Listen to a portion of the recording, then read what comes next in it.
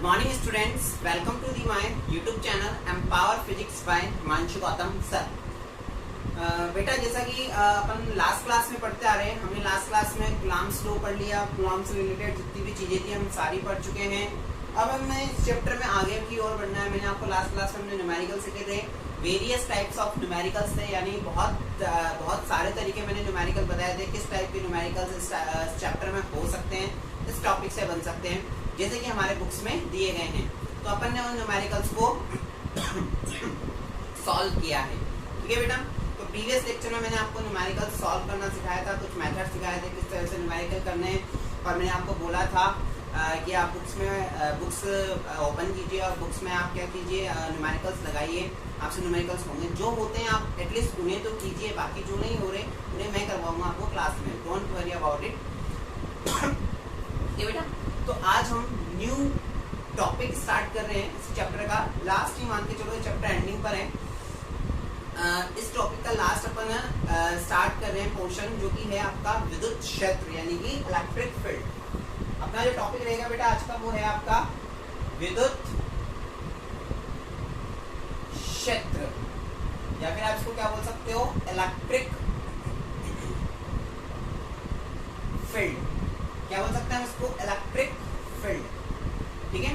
विद्युत क्षेत्र या इलेक्ट्रिक फील्ड। याद करो, मैं आपको जब 11th क्लास में गुरुत्वाकर्षण या ग्रेविटेशन नाम से एक चैप्टर पढ़ा रहा था, तो मैंने आपको बोला था it is quite similar to 12th class chapter number first, ठीक है, ये यूनिट फर्स्ट। तो मैंने आपको बोला था जब गुरुत्वाकर्षण नाम से मैं आपको चैप्टर पढ़ा रहा था कक्षा 11th में, तो मैंने आपको बताया था कि आपका ये जो चैप्टर है ये 12th क्लास के 1, 2, 3, 4 जो चैप्टर है उससे थोड़े बहुत सिमिलर है, बस कुछ टर्म्स वहाँ डिफरेंट यूज होगी और यहाँ कुछ डिफरेंट टर्म्स यूज होने वाली है।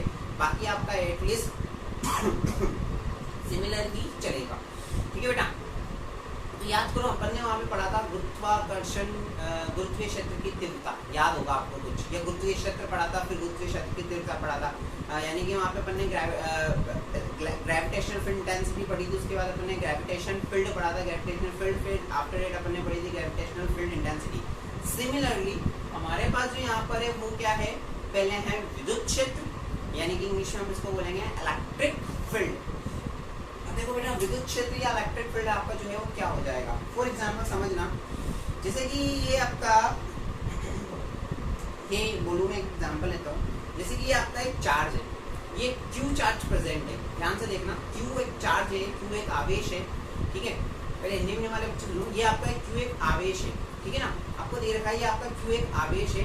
आपको क्या करना है बेटा, हम पढ़ रहे हैं विद्युत क्षेत्र, यानी कि हम क्या बोलेंगे कि इस क्यू आवेश के पास अगर मैं कोई दूसरा अन्य आवेश लेकर आ रहा हूँ, यदि इस क्यू आवेश के पास में अगर दूसरा अन्य आवेश लेकर आ रहा हूँ, तो अन्य आवेश लाने के बाद ये जो आवेश है अगर ये विद्युत बल अनुभव करता है, क्या करता है, यदि यह विद्युत बल अनुभव करता है तो ये क्या कहलाएगा, आपका विद्युत क्षेत्र कहलाएगा। फिर से बता रहा हूँ मैं, यदि कोई आवेश या फिर यदि किसी निकाय में किसी आवेश के पास किसी अन्य आवेश को लाने पर यदि वह आवेश विद्युत बल अनुभव करे तो ऐसा क्षेत्र आपका क्या कहलाता है, विद्युत क्षेत्र कहलाता है। फॉर एग्जाम्पल देख लो, ये आपका विद्युत आवेश दे रखा है, इसके पास कोई दूसरा आवेश लेकर आ रहा हूँ, तो इसके चारों ओर का क्षेत्र, या फिर चारों ओर में बोलूँ तो इसके जो क्षेत्र है कि ये क्या कर रहा है, अगर विद्युत बल अनुभव कर रहा है, क्योंकि तो ये भी आवेश दोनों के बीच में या तो आकर्षण होगा या प्रतिकर्षण बल लगेगा, तो कोई भी अगर ये बल एक बल अनुभव कर रहा है तो ये क्या कहलाएगा, आपका विद्युत क्षेत्र कहलाएगा। आगे बात समझ में। इलेक्ट्रिक फील्ड क्या होता है बेटा, ध्यान से सुनना।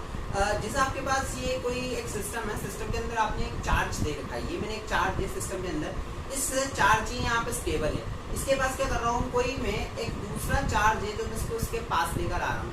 इसके पास लेकर आने पर यदि इन दोनों चार्ज के बीच कोई फोर्स फील होता है या एक्सपीरियंस होता है, फोर्स क्वाइट कुछ भी हो सकता है, वो रिपल्शन फोर्स हो सकता है या अट्रैक्शन फोर्स हो सकता है।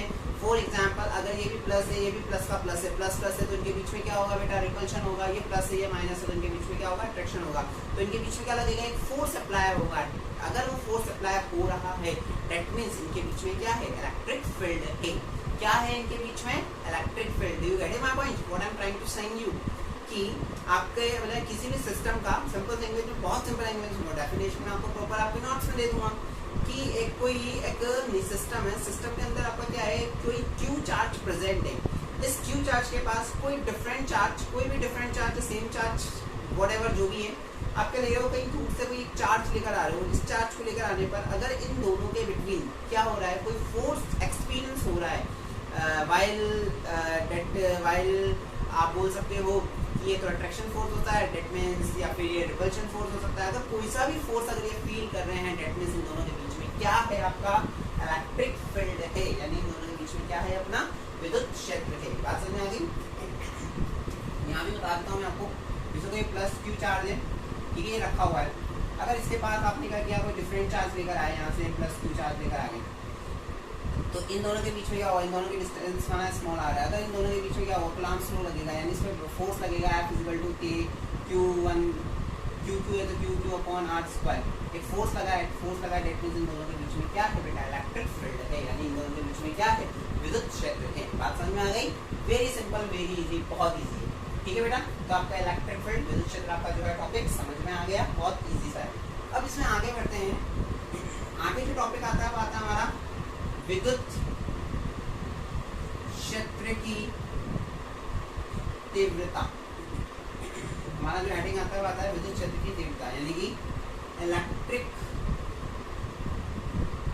Field intensity. जो हमारा हेडिंग आता है नेक्स्ट, वो क्या आता है, electric field, which is similar to chapter 6 11th class gravitation, गुरुत्वाकर्षण, उसी से पूरा रिलेटेड है, पूरा का पूरा उसी से रिलेटेड है। वहां पे आपका होता था गुरुत्वाकर्षण या गुरुत्वीय क्षेत्र की तीव्रता, यानी कि ग्रेविटेशनल फील्ड इंटेंसिटी। याद करो, याद आएगा आपको, देखना 11th क्लास के बुक में क्या डेफिनेशन दी है, अगर आपको याद है तो आपको बहुत समझ में आ जाएगा। तो विद्युत क्षेत्र की तीव्रता क्या होती है बेटा, ध्यान से सुनना। क्या कहती है इसकी डेफिनेशन, एकांक, हिंदी मीडियम सुनो पहले, एकांक धन परीक्षण आवेश पर, एकांक बोल दिया, एकांक धन परीक्षण आवेश पर आरोपित बल या लगने वाला बल, दोनों में से हम कुछ भी यूज कर सकते हैं। एकांक धन परीक्षण आवेश पर आरोपित बल विद्युत क्षेत्र की तीव्रता के तुल्य होती है। एकांक आवेश पर लगने वाला बल विद्युत क्षेत्र की तीव्रता के तुल्य होती है। बात समझ में आ गई? ये क्या कहलाती है आपकी विद्युत क्षेत्र की तीव्रता। बहुत इजी है, याद करो, ग्रेविटेशन में अपन पढ़ते थे, एकांक द्रव्यमान पर आरोपित बल क्या कहलाता था, आपका गुरुत्वीय क्षेत्र की तीव्रता कहलाती थी। ऐसे मैं कुछ लिखता था, याद आएगा आपको, इंग्लिश मीडियम। कुछ नहीं बेटा, सिंपल सी चीज है।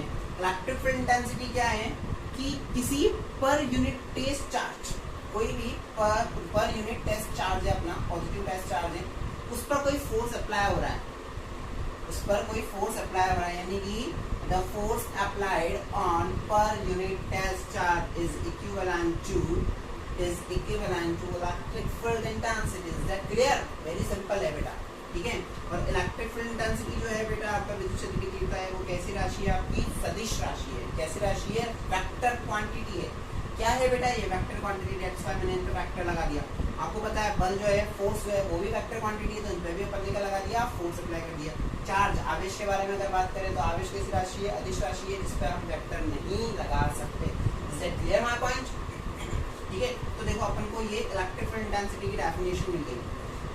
वेरी इंपॉर्टेंट रिजल्ट है बेटा, ये बहुत इंपॉर्टेंट रिजल्ट निकल के आता है, ये बहुत ज्यादा इंपॉर्टेंट है, ये अपने यूज आएगा आगे। यानी कि E = आप कह सकते हो F1Q0, यानी E वेक्टर = F1Q0। यहाँ लिख देता हूँ मैं, आपका जो इलेक्ट्रिक फील्ड इंटेंसिटी है वो क्या है, आपकी वेक्टर क्वांटिटी है, वेक्टर क्वांटिटी है, यानी कि आप क्या बोल सकते हो, सदिश राशि है। कैसी राशि है आपकी, सदिश राशि है। बात समझ में आ रही है? बहुत इजी है। चलो अब इसकी बात करते हैं अपन मात्रक या यूनिट की बात कर लेते हैं। मात्रक की बात कर लें या यूनिट की बात कर लें, बहुत इजी है। आप सबको मैंने यूनिट और मात्रक निकालना सिखाया हुआ है बेटा, हैं? अगर अब तक भी नहीं आते तो 11th क्लास की नोट्स पढ़े आपके पास, पढ़ो उनको, चैप्टर नंबर 1 मैंने बहुत अच्छे से सिखाया हुआ है। आपको मात्रक और यूनिट निकालनी है। यूनिट निकालनी है, देखो बेटा क्या निकालेंगे, ये क्या आपका बल है, फोर्स है। फोर्स की यूनिट क्या होती है, फोर्स की यूनिट क्या होती है, फोर्स का मात्रक क्या होता है, न्यूटन। एक्जैक्टली, बिल्कुल करेक्ट। फोर्स का यूनिट जो है आपकी क्या होती है, मात्रक होता है न्यूटन। और आवेश यानी चार्ज की यूनिट जो होती है आपका मात्रक क्या होता है बेटा, कूलम्ब। क्या लिख दिया, कूलम्ब। यानी कि इसकी जो यूनिट है मात्रक जो है वो क्या निकल आएगा न्यूटन पर कूलम। क्या बोल सकते हो आप इसको, न्यूटन पर कूलम। क्या बोल सकते हैं बेटा हम इसे, न्यूटन पर कूलम। बात समझ में आ रही है। अब मैं आपको एक वेरी इंपॉर्टेंट चीज बताता हूँ, वेरी इंपॉर्टेंट बोल देता हूँ मैं। इसका अभी नहीं पढ़ रहे हम, लेकिन आगे पढ़ेंगे कि एक रिलेशन होता है V इक्वल टू ED। ये रिलेशन अभी नहीं पढ़ रहे हैं, बाद में पढ़ेंगे अपन V इक्वल टू ED। लेकिन मैं अभी इसके बारे में बता रहा हूँ, एक यूनिट और निकाल रहा हूँ यहाँ से।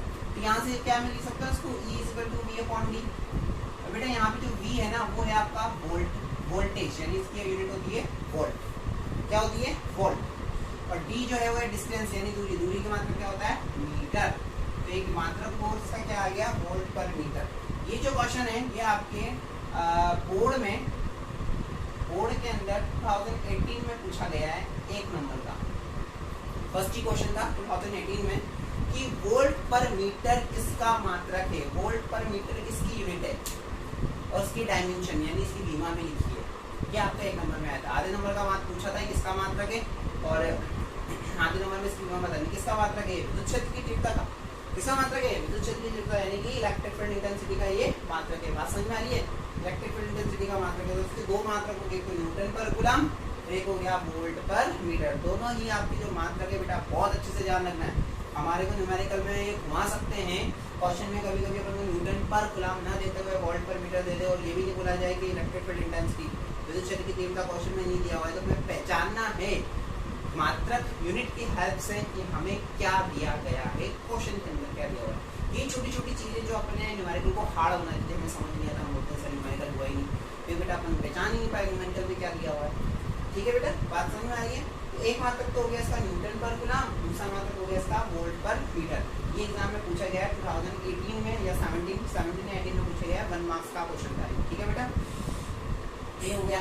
इसके बाद मात्रक निकाल लिया अपन ने, मात्रक निकाल लिया दोनों। अब निकालते हैं अपन इसकी बीमा यानी डायमेंशन। जब भी अपन 12th क्लास के अंदर कोई भी नए टर्म पढ़ेंगे, कोई भी नई राशि पढ़ेंगे, उसका मात्रक और बीमा हम हमेशा पढ़ेंगे। ये बात ध्यान रखना, मात्रक और बीमा हम हमेशा पढ़ेंगे उसकी। बीमा यानी कि अपन क्या बोल सकते हैं इसकी डायमेंशन। देखो डायमेंशन जो क्या है, डायमेंशन भी मैंने आपको निकालना सिखाई है बेटा बहुत इजीली, छोटी क्लासों में सिखाई है मैंने आपको। छोटी क्लास यानी 11th क्लास में E इक्वल टू न्यूटन पर कूलम। मेरे को मात्रक पता है इसका, यूनिट पता है मेरे को क्या है, न्यूटन पर कूलम। ठीक है, न्यूटन किसका मात्रक है, किसकी यूनिट है आपकी, फोर्स की यानी कि बल की, और कूलम जो है वो आवेश और चार्ज की यूनिट है। ठीक है, तो इसकी न्यूटन यानी बल की बीमा क्या होती है, बल की डायमेंशन बच्चा जानता है, m1 l1 t-2 m1 l1 t-2। ये किसकी डायमेंशन होगी बेटा, ये होगी आपकी फोर्स की, न्यूटन की। फोर्स न्यूटन या बल, और इसकी न्यूटन जो है इसकी डायमेंशन हो गई आपकी है। ठीक है, कूलम की डायमेंशन, कूलम की बीमा a1 t1। बहुत अच्छे, ये कहाँ चले जाएंगे ऊपर, कुछ भी आंसर नहीं हो रहा। तो आपके पास डायमेंशन क्या निकल के आ रही है, m1 l1 t -2 था, -1 ऊपर चला गया तो कितना हो गया, -3, और a जो है वो क्या हो गया, -1। तो ये क्या निकल कर आ गई हमारे बीच, अभी डायमेंशन निकल करके आ गई, यानी बीमा निकल कर आ गई किसकी, विद्युत क्षेत्र की तीव्रता की, यानी विद्युत क्षेत्र की जो है आपके पास बीमा और डायमेंशन आपके पास निकल कर आ चुकी है। देख लीजिए बेटा, सिंपल सा है, इंट्रोडक्शन है अपना, विद्युत क्षेत्र की तीव्रता, जो भी अपन ने नई चीज पढ़ी है। समझ में आ गई बात यहाँ तक की सबको, रफ कर दूं, चलो ठीक है रफ कर देता हूँ इसको। ठीक है बेटा, हमने इसको किया रफ।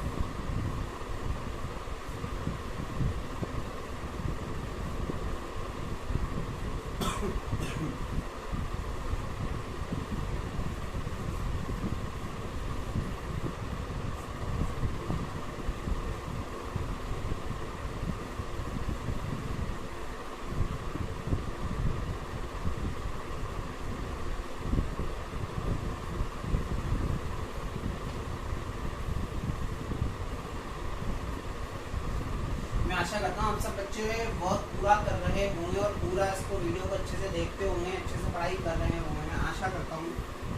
आई होप कि आप कर रहे होंगे। बाकी फिर जब क्लास में मैं आऊँगा आपसे मिलूँगा चलेगा कि आपने क्या किया और क्या नहीं किया।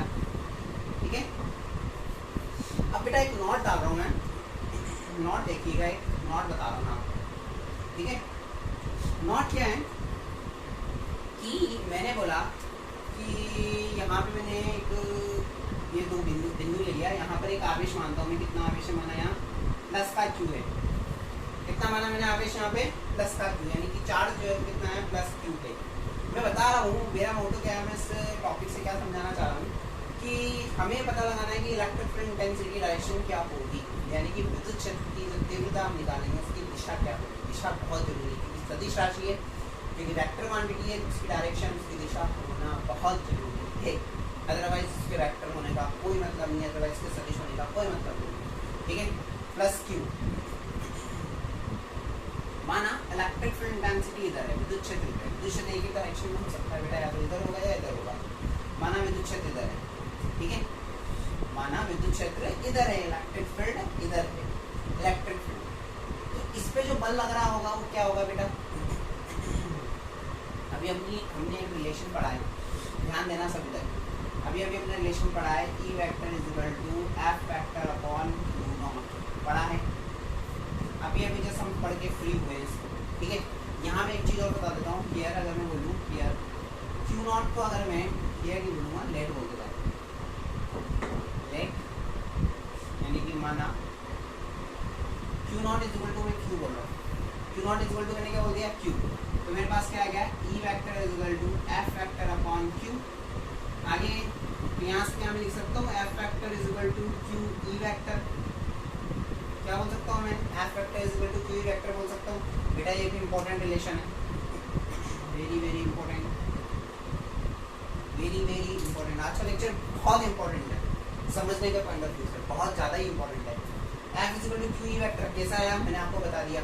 मैं लिख सकता हूँ F is equal to Q E, यानी कि जहाँ पर चार्ज प्रोड्यूस, चार्ज है, एक आवेश है और एक इलेक्ट्रिक फील्ड है, चार्ज है और एक इलेक्ट्रिक फील्ड यानी विद्युत क्षेत्र है, तो उनके बीच में जो बल लगेगा वो कितना होगा, F is equal to A, या उनके बीच में जो फोर्स लगेगा वो कितना होगा, F is equal to QE। यहाँ अब हमें बार बार कूलम्ब्स लॉ लगाने की जरूरत नहीं है कि उसके जो फोर्स होगा या उसमें जो बल लगेगा वो कितना होगा। इनके बीच में जो बल लगेगा Q और E है, तो इनके बीच में बल कितना हो जाएगा, QE।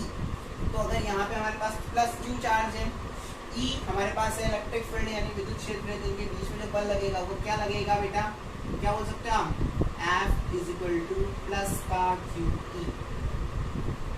हमारा जो बल लगा वो कितना लगा, F is equal two plus का QE, और इसकी जो डायरेक्शन होगी वो क्या होगी, इलेक्ट्रिक फील्ड की डायरेक्शन में। अब देखो मैं लाइन बताता हूँ, एक लाइन बोलने जा रहा हूँ मैं, उसको ध्यान से सुनना कि इलेक्ट्रिक फील्ड की डायरेक्शन हमेशा टेस्ट चार्ज पर लगने वाले, यानी कि इलेक्ट्रिक फील्ड में हिंदी मीडियम, पहले हिंदी बोल देता हूँ कि विद्युत क्षेत्र की दिशा हमेशा धन परीक्षण आवेश पर लगने वाले बल की दिशा की विद्युत क्षेत्र की दिशा या विद्युत क्षेत्र की तीव्रता की दिशा हमेशा धन परीक्षण आवेश पर लगने वाले बल की दिशा की ओर होती है। The direction of electric field intensity always be direction of applied force on test charge। यानी कि इंग्लिश मीडियम सुनो बेटा, मैं समझा रहा हूँ थोड़ा हिंदी के बारे में कि आपकी जो इलेक्ट्रिक फील्ड इंटेंसिटी की जो डायरेक्शन है वो हमेशा क्या होगी, वो हमेशा जो है हमारी वो किस डायरेक्शन में होगी, जो हमारा टेस्ट चार्ज है उस पर जो फोर्स अप्लाई होगा ना, वो उस जो जिस डायरेक्शन में फोर्स अप्लाई होगा उसी डायरेक्शन में आपका क्या होगा, इलेक्ट्रिक फील्ड इंटेंसिटी की डायरेक्शन होगी। यहाँ हमारे को इलेक्ट्रिक फील्ड इस डायरेक्शन में दे रखा था, इलेक्ट्रिक फील्ड इधर दे रखा था, ये इलेक्ट्रिक फील्ड बोला है मैंने, इलेक्ट्रिक फील्ड इंटेंसिटी नहीं बोला है। हमें डायरेक्शन निकालनी है बेटा इलेक्ट्रिक फील्ड इंटेंसिटी की। इलेक्ट्रिक फील्ड इधर है तो इस पर जो फोर्स लगा, अभी रिजल्टेंट फोर्स क्या लगा, इस पर रिजल्टेंट फोर्स इधर लगा, तो इलेक्ट्रिक फील्ड इंटेंसिटी भी कहाँ हो गया आपका, इस तरह हो गया कि फोर्स जिस डायरेक्शन में लग रहा होगा इलेक्ट्रिक फील्ड इंटेंसिटी की डायरेक्शन भी इस होगी, यानी बल जिस दिशा में लग रहा होगा उसी दिशा में आपकी विद्युत क्षेत्र की तीव्रता की दिशा होगी। ये तो अपन ने किसके कारण निकाला, जब हमारे पास क्या था, प्लस Q चार्ज था। अब हमने माना कि यहाँ पे कितना चार्ज है, माइनस। मैं बोल रहा हूँ कि यहाँ पे हमारे पास कितना चार्ज है बेटा -2 चार्ज है। तो इस पर भी जो बल लगेगा, जो फोर्स लगेगा वो कितना लगेगा, F is equal to minus K Q E vector, F is equal to minus K Q E vector. अब देखो ये क्या बता रहे हैं, यहाँ माइनस चिन्ह है, माइनस साइन क्या है, यहाँ से आया है माइनस साइन, माइनस चार्ज है, माइनस आवेश है, माइनस साइन आया है। माइनस साइन आया है तो माइनस साइन क्या बता रहा है कि इलेक्ट्रिक फील्ड की अपोजिट डायरेक्शन में आपका क्या लग रहा होगा, फोर्स लग रहा होगा। तो ये जो फोर्स लगेगा वो किस दिशा में लग जाएगा, बात समझ में आ रही है। ये माइनस के साइन कर रहा है कि आपका जो फोर्स है, जो बल लग रहा है इस पर, वो क्या लग रहा है, इलेक्ट्रिक फील्ड जो ई है, क्योंकि ये है इसकी अपोजिट डायरेक्शन में, यानी इसकी विपरीत दिशा में लग रहा है। तो इलेक्ट्रिक फील्ड इधर है तो फोर्स जो है इस माइनस की ऊपर इधर लग जाएगा, इस तरफ लग जाएगा। तो अगर मैं बोलूँ रिजल्टेंट फोर्स, यानी कि मैं बोलूँ परिणामी, क्या बोल रहा हूँ बेटा मैं, परिणामी बल किधर लगेगा, इसको मैंने F1 बोल दिया, इसको मैंने F2 बोल दिया, क्या हो जाएगा F1 प्लस F2, परिणामी बल ये होगा, दोनों का ऐड कर देंगे। यहाँ कितना है, प्लस का QE सर, प्लस यहाँ कितना है माइनस का QE सर, प्लस के QE से माइनस का QE मर गया, रिजल्ट क्या बच गया, 0। यानी कि इस वाली कंडीशन पर जो हमारा रिजल्टेंट फोर्स परिणामी बल लगेगा वो कितना लगेगा बेटा, 0। कितना लगेगा, 0। बात समझ में आ गई, क्यों लगेगा, मैंने पहले रीजन दिया है उसके बाद आंसर निकाला है, यूं नहीं कि मैंने आंसर निकाल दिया और फिर रीजन दिया है। रीजन भी तुम्हारे सामने है, आंसर भी तुम्हारे सामने है, बात समझ में आ गई। तो यहाँ से एक रिजल्ट और निकल के आ रहा है नोट का। अगर ये पहला पॉइंट बोलूँ तो दूसरा पॉइंट देखो मैं क्या बोल रहा हूँ कि प्लस क्यू चार्ज के कारण जो आपका इलेक्ट्रिक फील्ड होगा, हमेशा वो कहाँ होगा बेटा, आउटसाइड होगा। कहाँ होगा, आउटसाइड होगा। यानी कि आप क्या बोल सकते हो, प्लस क्यू आवेश के कारण विद्युत क्षेत्र की तीव्रता हमेशा कहाँ होगी, बाहर की ओर होगी। कहाँ होगी बेटा, बाहर की ओर। प्लस क्यू चार्ज के कारण electric field intensity always be outside from the charge से कहाँ होगी, आउटसाइड होगी। अनदर, अब नेगेटिव माइनस चार्ज की बात कर लेते हैं। माइनस चार्ज, माइनस क्यू के कारण जो आपकी विद्युत क्षेत्र की तीव्रता जो है बेटा वो हमेशा कहाँ होगी सर, अब क्या बचा, अंदर की ओर, क्योंकि दोनों एक दूसरे के अपोजिट है। ये बाहर हो गया तो ये कहाँ होगा, अंदर की ओर। यानी कि माइनस क्यू चार्ज के कारण विद्युत क्षेत्र की तीव्रता जो है वो हमेशा कहाँ होगी, अंदर की ओर होगी। The electric field intensity for the minus q charge always the inside. Minus Q charge के कारण जो इलेक्ट्रिक फील्ड इंटेंसिटी हमेशा कहाँ होगी बेटा, अंदर की तरफ होगी। कहाँ होगी, अंदर की तरफ। देख लो अंदर की तरफ बनाया हुआ है, ठीक है। ये प्लस, ये बाहर की तरफ, ये अंदर की तरफ। रिजल्ट अभी भी कितना है, दोनों का मिला के 0। कितना है देख लो, रिजल्ट कितना है, 0। सेम कंडीशन, दोनों सेटिस्फाइड। ये हमने बाय डेरिवेटिव निकाला, ये हमने थोड़ा दिमाग से निकाल लिया। एक कॉन्सेप्ट समझ लिया कि इसमें बाहर, इसमें अंदर। रिजल्ट कितना हो गया, 0। यहाँ से 5 लीटर पानी, ये पाइप है, यहाँ से 5 लीटर पानी अंदर गया, इधर से 5 लीटर पानी बाहर निकल गया। या भी ये मान लो यहाँ से 5 लीटर पानी अंदर गया, इधर से 5 लीटर पानी बाहर निकल गया। अंदर कितना बचा, कितना बचा, खोल लो खाली। फिर से क्या है, खाली पाइप है। अगेन कितना बच गया बेटा, 0। बात समझ में आ गई, रिजल्ट क्लियर, पूरा फंडा क्लियर है, ठीक है। ओके बेटा, बहुत अच्छे, तो पता है सारे बच्चे इंटेलिजेंट है। ये लो, इसको भी रख दिया। एक कॉन्सेप्ट और समझा हमने। छोटे छोटे कॉन्सेप्ट के आगे जाके बहुत बड़े बड़े कॉन्सेप्ट बनते हैं बेटा। सब चीज़ आपको नोट्स में मिल जाएगी, जो ना मिले वो यहाँ से कॉपी कर लिया करो, देख लिया करो नोट्स में क्या है और क्या नहीं। अगर कुछ बच जाती है तो आप यहाँ से कॉपी कर लिया करो बोर्ड। अगर आपको लगता है कुछ चीज़ के सर ये चीज़ हमारे लिए इम्पोर्टेंट है, आगे के पॉइंट ऑफ व्यू से जो इम्पोर्टेंट चीज़ें हैं मैं सारी नोट्स में दे देता हूँ। जो भी 12th में आपके सिलेबस के अकॉर्डिंग इम्पोर्टेंट है, सारी चीज़ आपके नोट्स में अवेलेबल है, ठीक है। अब अपन बात करते हैं बेटा टॉपिक की, बिंदु आवेश के कारण विद्युत क्षेत्र की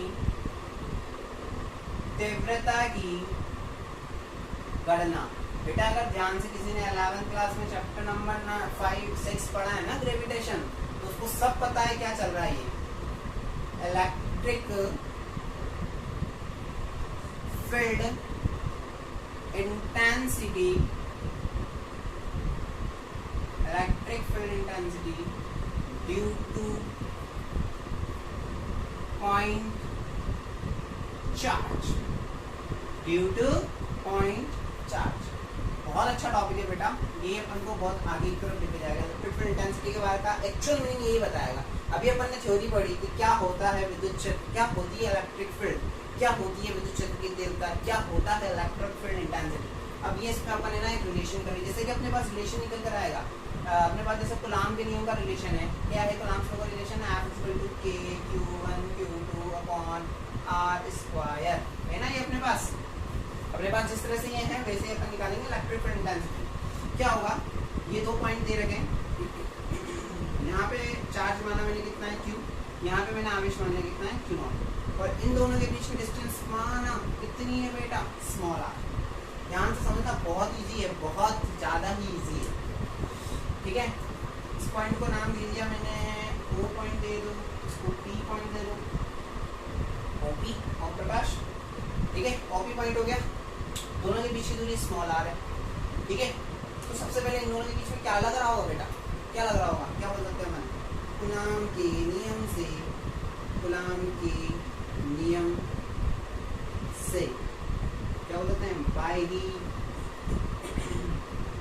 coulombs law, by the coulombs law क्या हो जाएगा बेटा, फोर्स जो होगा F=2 निकल कर आएगा बेटा, आप लोग सब जानते हो क्या आ जाएगा, F वेक्टर में निकाल दो K₂ Q2 upon r², r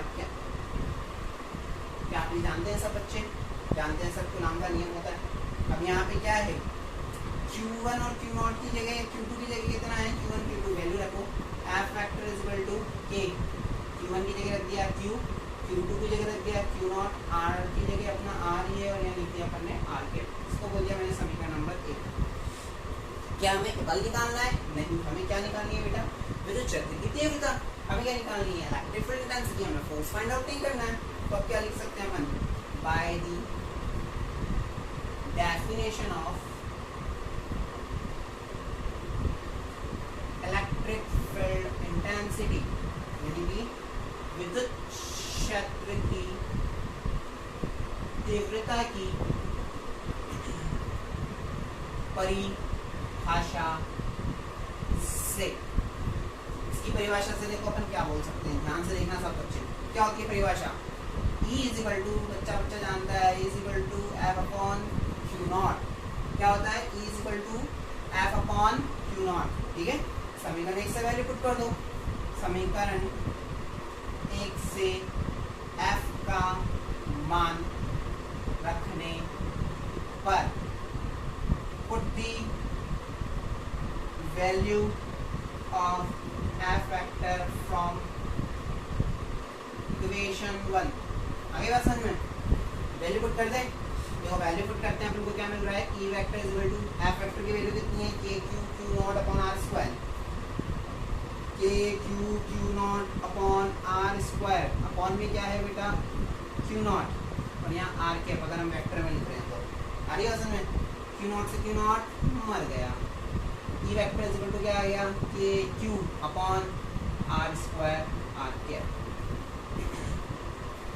या फिर अगर वेक्टर के रूप में ना लिखे, सिंपल लिखे तो E=K₂/r²। विद्युत क्षेत्र की तीव्रता, इलेक्ट्रिक फील्ड इंटेंसिटी के बारे में आज के बाद जो भी पूछे कितनी होती है, E=K₂/r²। Very important result. आज के चैप्टर में जो भी यूज करेंगे ना अपन, ये यूज नहीं करेंगे। इलेक्ट्रिक फील्ड इंटेंसिटी पूछी जाएगी जहाँ पे ये यूज करेंगे, E=K₂/r²। K₂/r², ये वेक्टर फॉर्म है आपका। ये कौन सा फॉर्म है बेटा, वेक्टर फॉर्म, यानी कि सदिश रूप। क्या है ये अपना सदिश रूप है, बात समझ में आ रही है। तो E= क्या निकल के आ गया अपने पास, K₂/r², r के ये अपने पास रिजल्ट निकल करके आ गया। सब बच्चे देख लीजिए।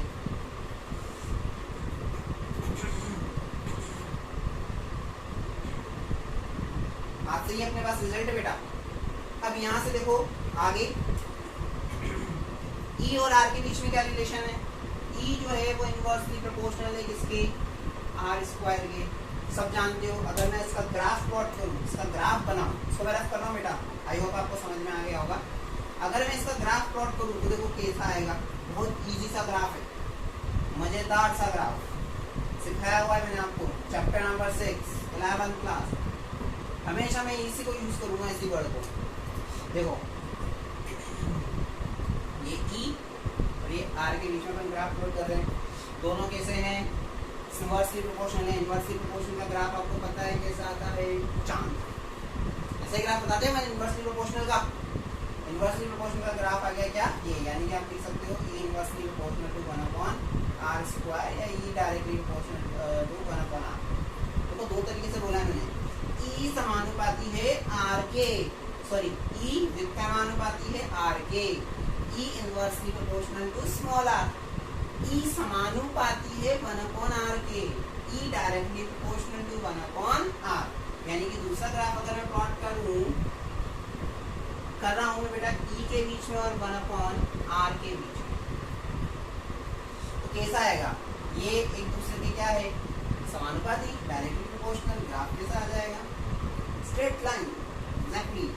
ई डायरेक्टली प्रोपोर्शनल टू क्या आ गया? 1/r का ग्राफ हो गया। ध्यान रखना नीचे क्या है? यहाँ ई और 1/r है, यहाँ ई और स्मॉल आर है। तो इस तरह का ग्राफ जो प्लॉट होगा वो हमारा किस तरह का ग्राफ कहलाएगा बेटा? ई और आर के बीच में ग्राफ प्लॉट होना कहलाएगा। और बहुत इजी है बेटा इस तरह के ग्राफ प्लॉट करना। मैंने 11th क्लास में भी बताया आपको, और नहीं बताया तो अब जान लो कि इनवर्सली प्रोपोर्शनल का ग्राफ हमेशा ऐसा आता है और डायरेक्टली प्रोपोर्शनल यानी समानुपाती का ग्राफ है आपका ऐसा आता है।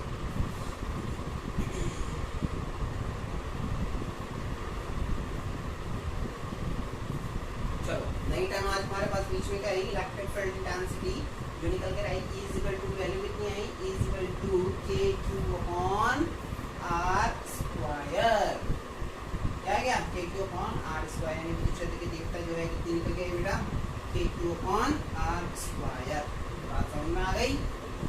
बहुत अच्छी बात है।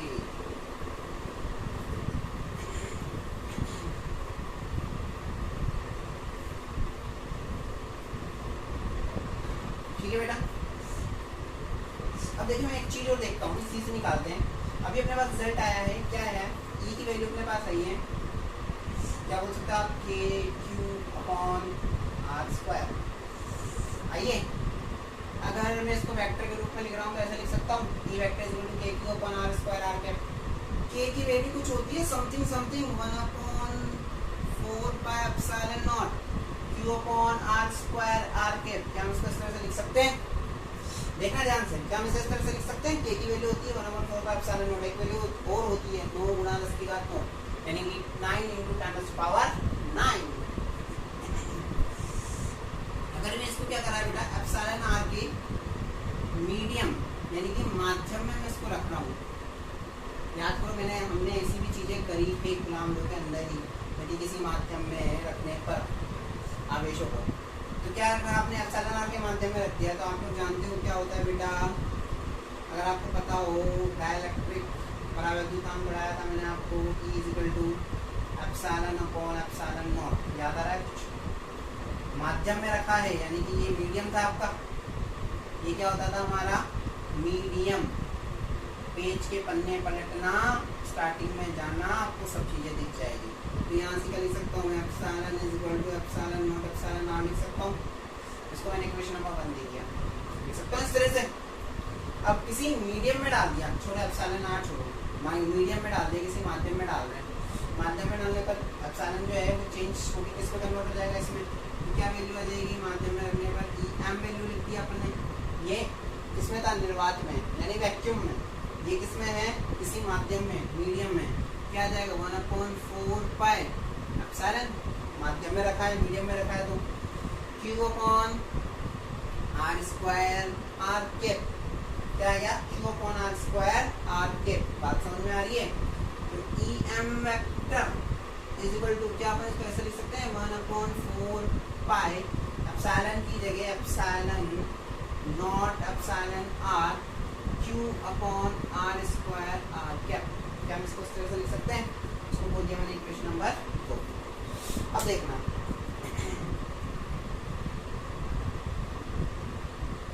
इक्वेशन 1 को देखो, और जो मैंने ये रेड से जो मार्क किया इसको देखो, क्या सिमिलर है? 1/4 Q upon r square r cap. क्या मैं इसको ई बोल सकता हूँ? बहुत अच्छे बेटा, हाँ सर बोल सकते हैं। E M vector is equal to क्या आ रहा है? इसकी जगह लिख दिया अपन ने ई अपॉन क्या आ गया? Epsilon r. यहाँ से एक वेरी इंपॉर्टेंट रिजल्ट निकल कर आ रहा है। रिजल्ट क्या है कि किसी मीडियम या किसी माध्यम में आवेशों को रखने पर विद्युत क्षेत्र की जो तीव्रता है यानी इलेक्ट्रिक फील्ड इंटेंसिटी है ये वाली, तो जो माध्यम में रखेंगे ना, तो माध्यम में रखने पर इलेक्ट्रिक फील्ड इंटेंसिटी क्या होगी इसके कंपेयर में? देखो ये है आपका माध्यम मीडियम, ये है आपका निर्वात यानी कि वैक्यूम, ठीक है। अब पता लगाना है इन दोनों के बीच में कौन ज़्यादा होगा और कौन कम होगा। ये जो है वो क्या है, इसमें इसका डिवाइड देंगे, इसकी कुछ ना कुछ वैल्यू होगी तो ये निकल कर आएगा, यानी कि ये इससे हमेशा क्या आएगा? कम आएगा, यानी कि इसकी वैल्यू जो होगी क्या होगी? हमेशा ई से कम होगी। बात समझ में आ गई?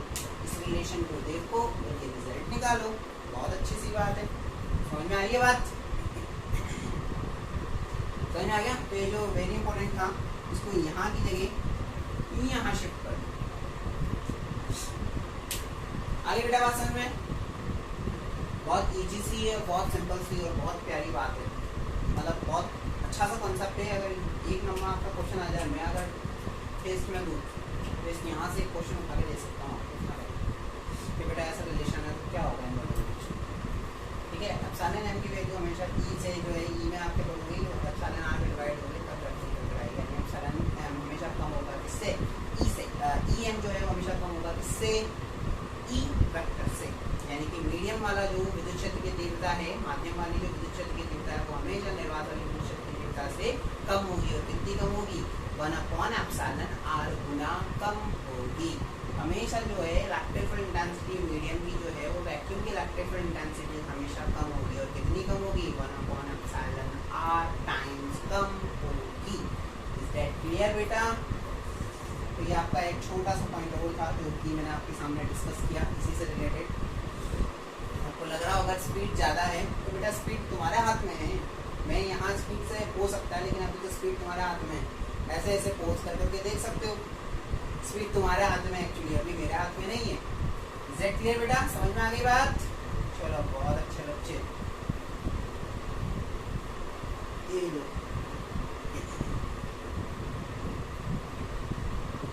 इसको भी हमने प्राप्त कर दिया, ये भी हमने चीज सीख ली। चलो ये भी समझ में आ गया। अब आगे का टॉपिक होगा, अगला हेडिंग आता है बेटा, वो है आपका आवेशों की निकाय के कारण विद्युत क्षेत्र। हेडिंग जो है अपना क्या है? आवेशों के निकाय के कारण विद्युत क्षेत्र।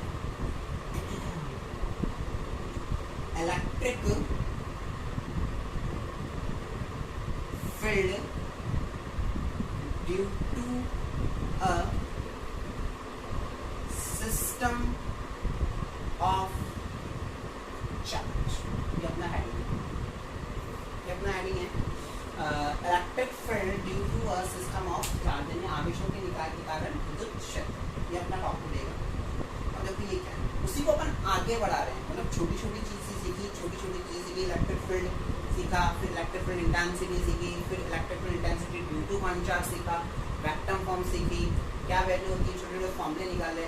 Now we are going to study electric field due to a system of charge. सबसे पहले हमने विद्युत क्षेत्र सीखा, विद्युत क्षेत्र की तीव्रता सीखी, बिंदु आवेश के कारण विद्युत क्षेत्र की तीव्रता निकालना सीखी, छोटे छोटे फॉर्मूले सीखे, मात्रा निर्णय सीखे। अब हम सीख रहे हैं आवेशों के निकाय के कारण विद्युत क्षेत्र।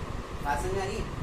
ये पढ़ाने से पहले मैं आपसे बोलूँगा कि एक बार आप वो पढ़ो जो मैंने पढ़ाया था आपको इस चैप्टर में, अध्यारोपण का बहुल आवेशों के कारण विद्युत बल। कलाम का नियम, बहुल आवेशक करंट पढ़ा था अपन ने अध्याय प्रिंसिपल ऑफ सुपरपोजिशन, याद करो। तो अपन ने पढ़ा था many charge among many charge electric force, Coulomb force, ये अपने टॉपिक पढ़ा था। एक सुपरपोजिशन थ्योरम के नाम से एक टॉपिक था बेटा, वो टॉपिक अपन ने पढ़ा था, उसको एक बार देख लो। सिमिलर है, देखो कैसे सिमिलर है आपको दिखेगा नहीं, बताना ही पड़ेगा। देखो X axis, Y axis and that the Z axis, ठीक है। यहाँ इसको बोल दिया मैंने, ये ओरिजिन पॉइंट है O, यहाँ से मैं क्या कर रहा हूँ, स्मॉल r दूरी पर यहाँ पे मैंने एक पॉइंट ले लिया, आवेश ले लिया, चार्ज ले लिया, इट इज अ q1, ठीक है। यही से ही कुछ डिस्टेंस पर मैंने क्या चार्ज ले लिया दूरी पर q2, और यहीं से ही कुछ डिस्टेंस पर मैंने चार्ज ले लिया कितना q0, याद करो, याद आ रहा होगा कुछ हल्का फुल्का, ठीक है। इसके कारण इस पे बल निकालना है, q0 क्या आपका फिक्स चार्ज हो गया, इस पर सबके कारण से आपको क्या निकालना है बेटा, वहां पर हमने निकाला था बल फोर्स, यहाँ निकालेंगे हम क्या, इलेक्ट्रिक फील्ड इंटेंसिटी, ठीक है। इलेक्ट्रिक फील्ड निकालेंगे इस पर, इसके कारण से मतलब q0 पर q1 के कारण लगने वाला बल, q0 पर q2 के कारण लगने वाला बल, वहाँ बल था, यहाँ निकालेंगे अपन q0 पर q1 के कारण लगने वाला विद्युत क्षेत्र की तीव्रता, q0 पर q2 के कारण लगने वाली विद्युत क्षेत्र की तीव्रता, विद्युत क्षेत्र की तीव्रता का फॉर्मूला, इलेक्ट्रिक फील्ड इंटेंसिटी का फॉर्मूला आपको पता है, Q/R², ये फॉर्मूला हम यूज करेंगे। अब हम वो फॉर्मूला यूज नहीं करेंगे, F = K Q1 Q2/R², वो भी कर सकते हैं, वापस E निकालना हो तो वो यूज कर लो। पहले तो F = K, यहाँ के जैसे इसके लिए यूज करो, F = K Q1 Q0/R², फिर E निकालना हो तो फिर Q0 से डिवाइड करोगे, Q0 से Q0 कैंसिल, रिजल्ट क्या आएगा, नहीं भाई रिजल्ट क्या आएगा, यही आएगा, बात समझ में आ रही है, रिजल्ट तो हमारे पास यही आने वाला है। तो ये इस तरह से हमने निकाल लिया, इस पे कारण आप निकालोगे, प्लस प्लस है क्या होगा इनके बीच में, प्रतिकर्षण यानी कि रिपल्शन, तो ये वाला जो फोर्स है वो कहाँ चला जाएगा हमारा, इधर चला जाएगा, ये चला गया, इसको क्या बोल दिया मैंने, E01 वेक्टर, बात समझ में आ रही है। Q2 के कारण Q21 Q0 पर या आया इधर, ये चला गया इधर, इसको क्या बोल दिया हमने भाई, ये हो गया हमारा E02 वेक्टर। मुझे पता आप सोच रहे हो सर वहाँ पे आपने एक और लिया था, मेरा माइंड की बातें मैं पढ़ लेता हूँ बेटा, Q0 भी लिया था सर, Q0 की Qn लिया था सर, Qn यहाँ पे लिया ही नहीं बेटा, ले लिया, देखो ये Qn के कारण निकालोगे बेटा क्या होगा, ये इधर गया, ये गया, Qn के कारण क्या आ गया, E0n वेक्टर, इधर क्या आ गया, वेरी इजी वेरी सिंपल। इसको मैं पूरा डार्क कर देते हैं ताकि दिक्कत नहीं हो, इसको भी मैंने पूरा डार्क कर दिया, ये दिक्कत ही खत्म, इसको भी मैंने पूरा डार्क कर दिया, दिक्कत ही खत्म, ये लग गया चार्ज, बात समझ में आ गई, लग रहा है सिमिलर पहले के जैसे, नहीं सर अभी थोड़ी कमी है, इनको आपने डिस्टेंस दी थी, ये हो गया R1 R2 R0 Rn, और ये कितना हो जाएगा बेटा, R01 वेक्टर, ये कितना हो जाएगा पहले की तरह, R02 वेक्टर, ये कितना हो जाएगा, R0n वेक्टर, और इसको चाहो तो आप T पॉइंट भी बोल सकते हो, अच्छा है हमारी बात समझ में, यहाँ तक की पूरी क्या किया है हमने, क्या करना चाहते हैं हम, आवेशों के निकाय के कारण विद्युत क्षेत्र, electric field due to system of charge, system of charge में सिस्टम, ये एक सिस्टम है हमारा XY एक सिस्टम ले लिया, इसमें बहुत सारे चार्ज है, Q1 Q2 Q3 Q4 Q5 Qn, उसके कारण किसी एक पॉइंट, एक सिंगल पॉइंट पर Q0 पर आपको क्या निकालना है, इलेक्ट्रिक फील्ड निकालना है, इलेक्ट्रिक फील्ड इंटेंसिटी निकालनी है। तो इस इलेक्ट्रिक फील्ड और इलेक्ट्रिक फील्ड इंटेंसिटी को फाइंड आउट करने के लिए ही हमने कुछ इस तरह का सिस्टम बनाया है। और आप लोग जानते हो Q0 पर जो इलेक्ट्रिक फील्ड होगा, यानी कि Q0 पर विद्युत क्षेत्र, इलेक्ट्रिक फील्ड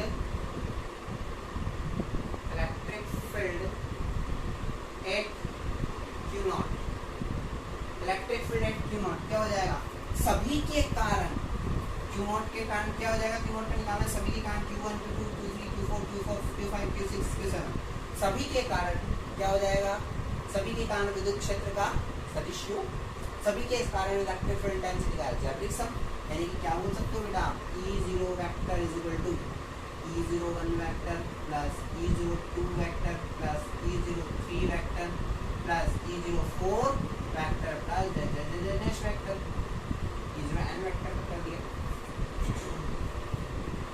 सभी बच्चों को बात समझ में आ गई। E0 vector, E01 vector, E02 vector, E03 vector, E04 vector plus E0n vector, यहाँ तक इसकी कहानी खत्म हो गई। अब क्या करना है, इसकी वैल्यू पुट करना, वैल्यू पुट करना बेटा बहुत ही आसान। E01 क्या हो जाएगा, कि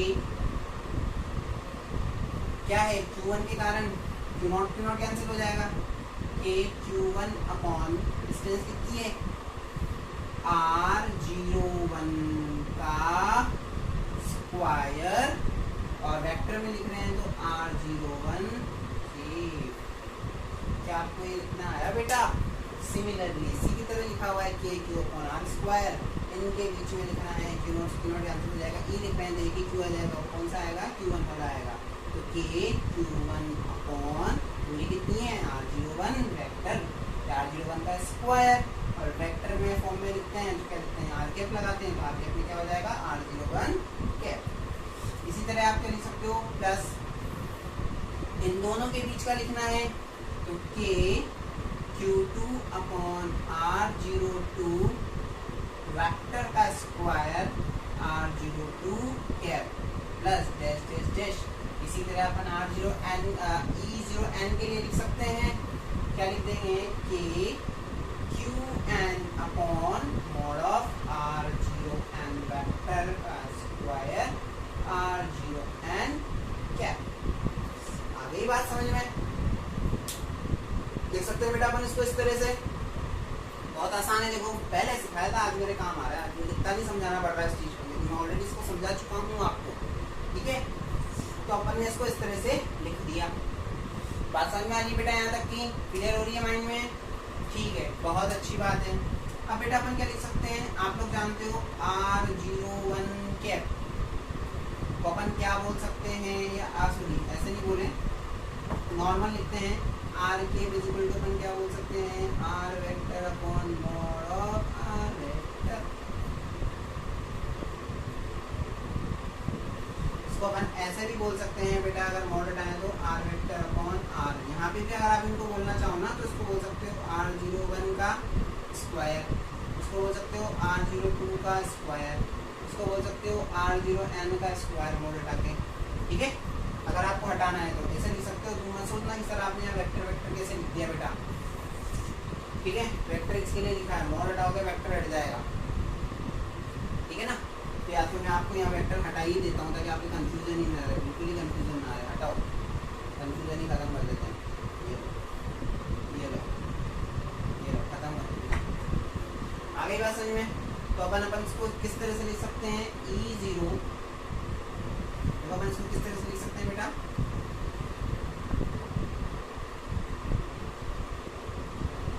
E0 vector is equal to, देखो इसको लिख रहा हूँ मैं, के Q1 अपॉन R01 की पावर 3 स्क्वायर, ये था, एक ये वाला चला गया, क्या हो गया, स्क्वायर की जगह क्यूब हो गया, और यहाँ कैप की जगह क्या आ गया, R01 वेक्टर।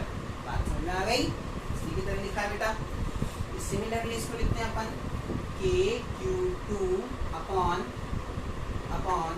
R02 की power 3 R03 vector, sorry R02 vector plus dash plus, क्या लिखोगे, के Qn अपॉन R0n की पावर 3 R0n वेक्टर। यहाँ तक कि सबको बात समझ में आ गई होगी, मैंने क्या समझाया है और क्या लिखा है, सब कुछ आपके सामने है बोर्ड पर, ध्यान से देखो, ठीक है बेटा। इसको लिखने का न्यू तरीका, E vector is equal to, आपको पता है मैंने इस तरह से भी लिखना सिखाया हुआ है, पहले मैं इसको लिख देता हूँ, इसको लिखोगे तो कैसे लिखोगे बेटा, के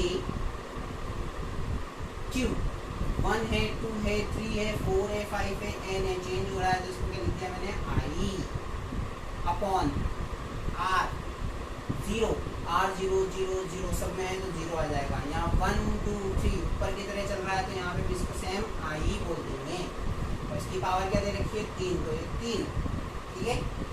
इधर आओ r 0 सब में है r0 तो लिख दिया।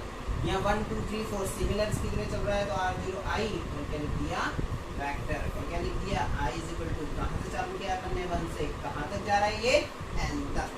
बात समझ में आ गई तो अपन ने इसको लिख दिया ये अलजेब्रिक सम यानी कि बीजगणितीय की लोगों के रूपों में। आई होप आपको यहाँ तक की बात समझ में आ गई होगी बहुत अच्छे से।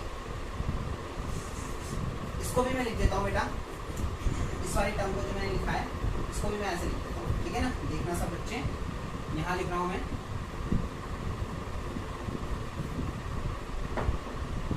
क्या आ जाएगा आपका E0 vector is equal to यहाँ पे है k सिमिलर k सॉरी पहले इसको समीशन लिखें या सिग्मा लिखें। ये लिख दिया अपन ने सिग्मा k की जगह k, q की जगह q 1 2 n यानी qi अपॉन क्या आ रहा है यहाँ पे मॉड पे r0 सेम है 1 2 3 4 चेंज r0 i स्क्वायर।